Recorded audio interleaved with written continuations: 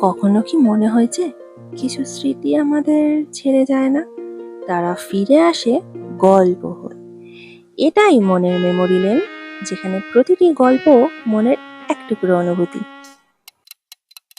কোনো বিশেষ লেখকের গল্প না হলেও একটা ছোট গল্প শোনাই চলো।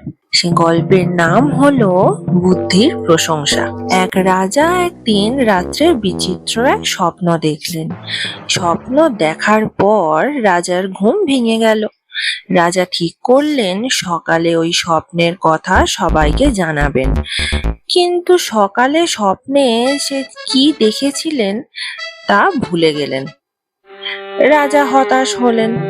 নগরের সমস্ত জ্যোতিষীকে ডেকে পাঠিয়ে বললেন, কাল রাত্রে আমি এক বিচিত্র স্বপ্ন দেখেছি, কিন্তু সকালে তা ভুলে গেছি। আমি যে স্বপ্ন দেখেছি তা বলতে পারলে আমি প্রচুর ধন উপহার দেব।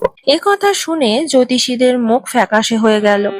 তারা বলল, মহারাজ, জ্যোতিষ বিদ্যায় এমন কোনো সূত্র নেই যাতে স্বপ্নের বিষয় ধরা যায়। কিন্তু ওদের মধ্যে একজন জ্যোতিষী বলল, মহারাজ, আপনি আমার প্রশ্নের জবাব দিতে পারলে আমি আপনার স্বপ্নের কথা বলতে পারি। কি প্রশ্ন তোমার, করো। আপনি আমাকে যে অর্থ উপহার দেবেন, তা আমি কিভাবে খরচ করবো বলুন তো?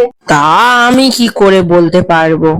জেগে থাকা মানুষ কি ভাবছে তাই যখন বলতে পারছেন না মহারাজ, তখন ঘুমন্ত মানুষের স্বপ্নের বিষয় কি করে বলা যায় বলুন তো? রাজা তার প্রশ্নে খুশি হয়ে তাকে উপহার দিয়ে বিদায় দিলেন। আজকের এই গল্পটা যদি তোমার মনের কোনো পুরনো দরজা খুলে দেয়, তাহলে মনের মেমোরি লেনে আবার দেখা হবে। আর গল্পটা যদি তোমার ভালো লেগে থাকে, তাহলে এই পথ চলার সঙ্গী হয়ে থেকো।